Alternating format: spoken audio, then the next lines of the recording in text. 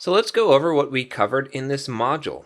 Well, the first thing that we did is we talked about exceptions in general and got kind of a good understanding of why exceptions exist in Java and when you would use them, and kind of the whole idea behind exceptions. Basically that they make error handling a lot easier in your code rather than trying to pass back error codes like you might have done back in the C days. Then we looked at some code.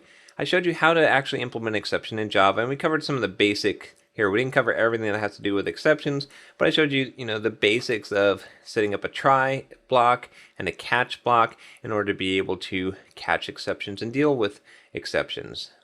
Then we went into the finally statement, and I showed you how to set up a finally block, and we learned that a finally block can be used to execute some code regardless of what happens, whether or not there's an exception thrown or the code executes normally without an exception.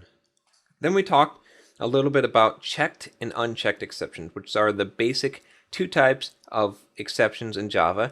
We talked about how checked exceptions have to either be caught or you have to specify that you're going to throw that exception in your method, and how there's kind of strict rules around this. Then we looked at unchecked exceptions, and we saw that unchecked exceptions basically don't have to be caught, or that they don't have any rules surrounding them, and that these kind of exceptions are typically exceptions that you might not really want to catch because there's not much you can do about them.